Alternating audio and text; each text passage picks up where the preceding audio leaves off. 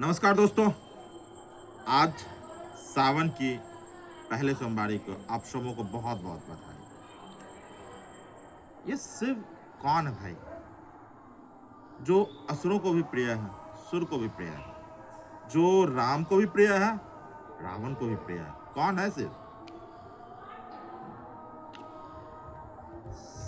शिव महादेव है। ये महादेव क्यों है? ये महादेव इसलिए है क्योंकि इसी सावन में जब अमृत का मंथन किया गया, 14 रत्न निकला, उसमें से अमृत के लिए सभी दौड़े, सुर असुर, लेकिन मात्र एक शिव थे जिन्होंने सृष्टि को बचाने के लिए विष धारण किया था अपने गले में, इसीलिए वो महादेव। अच्छा, एक बात बता है, संसार में लोग कहते हैं कि शिव को भोले।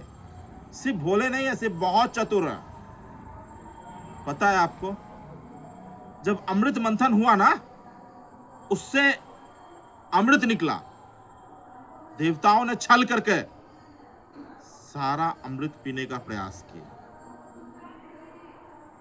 शिव को समझ में आता है क्योंकि मेहनत तो दोनों ने बराबर किया था ना, इसीलिए सिर्फ वरदान देते रहते हैं दैत्यों को बीच बीच में। हाँ, जब भी देवताओं को थोड़ा सा भी, हल्का सा भी अहंकार, इल्म होता है ना, शिव आता है और वरदान देते हैं दैत्यों को। फिर जब दैत्यों का अहंकार बढ़ता है, फिर वो देवताओं का मनोबल बढ़ा करके फिर उस दैत्यों का नीचे करते हैं। एक कहानी सुनाता हूं। एक व्यक्ति था दसग्रीव। क्या नाम था उसका? दसग्रीव। वो उसका एक पास एक विमान था जो कि मन की गति से चलता था। मन की गति, हाँ, मन जैसे ही जिस विचार में अपने आप को जोड़ा, वहां पे विमान। एक बार वह विमान दुनिया में घूम रहा था, सामने में एक विशाल पर्वत खड़ा था। उस पर्वत को विमान पार नहीं कर पा रहा था। वह पर्वत था कैलाश। वहां पे बैठते थे भगवान शंकर। तब वो व्यक्ति अपने अहंकार में निमित्त वो दसग्रीव नीचे उतरा और पूरी भुजाओं का बल लगा कर उठाने का प्रयास किया, लेकिन नहीं उठा पाया। एक अंगूठे से भगवान भोलेनाथ, विश्वनाथ, काशीनाथ, शंभू जी ने हल्का सा दाबा, हिला तक नहीं पाया पर्वत को। उसका अहंकार चूर चूर हो गया। इतना रोया, इतना रोया, इतना रोया, इतना सारा अहंकार बह गया उसका। इसलिए उसका नाम पड़ा रावण, रोने के कारण। फिर शिव ने उसको एक और चीज दिया, अस्त्र। उसको एक नए नाम से पुकारा, चंद्रहास। वो अस्त्र था तलवार की भांति, चंद्रमा की तरह तेज था उस अस्त्र में।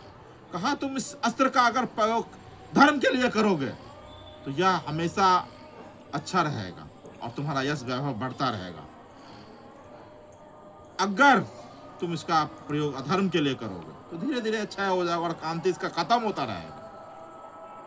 दशानन, रावण, दसग्रीव धीरे धीरे अहंकार में इतना बढ़ता चला गया ना, पूरे विश्व में अताताय करने लगा और उसी हथियार से पक्षीराज जटायु का उसने वध किया।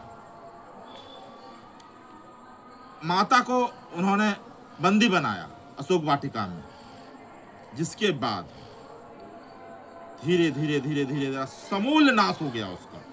एक भी नहीं बचा रहा, न जग में रोबन आ रहा। इसके पीछे का रीजन क्या था भाई? अहंकार। हाँ, अहंकार। पता है, लोग सोचते हैं काम, क्रोध, लोभ, मोह, मद, मत्सर, लेकिन इसमें सबसे जो महान शत्रु में से एक है ना, वो अहंकार है। हाँ, भगवान अहंकार को खाते हैं। अहंकार को ठीक कैसे किया जाए? विनय से ठीक किया जाए, विनय से। विनय, विनम्रता। हाँ, सही। आप एक प्लास्टिक का थी बोतल लीजिए, पाइप, उसमें कुत्ता का पूंछ है ना, उससे भी खराब है अहंकार। डालिए कुत्ता के पूंछ को प्लास्टिक के पाइप में, फिर निकालिए 6 महीने, साल भर, 2 साल बाद, फिर टेढ़ा हो जाएगा। अहंकार वही है, उसको विनम्रता से काटा जा सकता है। दूसरा, अगर व्यक्ति को ज्ञान, बहुत जगह लोग, बहुत सारे लोग तब फंस जाते हैं ना, बहुत सारा अच्छा काम कर रहे हैं और काम कर रहे हैं, कर रहे हैं, कर रहे हैं, कर रहे हैं, नया नाम मिलता है उनको कि देखो कितना, फिर उस नए नाम में अहंकार हो जाता है कि देखो हम ये किए, हम वो किए, हम ऐसे हैं, हम वैसे हैं, हम इतना अच्छा आदमी हैं, हम इतना दान किए, इतना पुण्य। नहीं, यह भी फंसाता है, यह भी। इसलिए गीता में भगवान कृष्ण ने कहा ना कि सिद्धि से जब तुम ऊपर उठोगे, जब तब जाकर के हमको प्राप्त करोगे, क्योंकि अष्ट सिद्धि नवनिधि जो भी चीज है ना, वो सब फंसा रहा है, तुम्हारे अंदर अहंकार डाल रहा। तुम उसको करो, नेकी कर, दरिया में डाल, किसी ने सच कहा था। इसीलिए इससे आगे बढ़ो, जब अहंकार खत्म होगा तब तुमको प्रभु राम मिलेंगे। नहीं तो फिर मान लो तुम एक नए नाम दशग्रीव से बदल के रावण बन जाओ, रावण से बदल के कुछ और बन जाओ, कुछ और से बदल के कुछ और बन जाओ, उससे कुछ मिलने वाला नहीं। अपने अहंकार का उगना कहानी से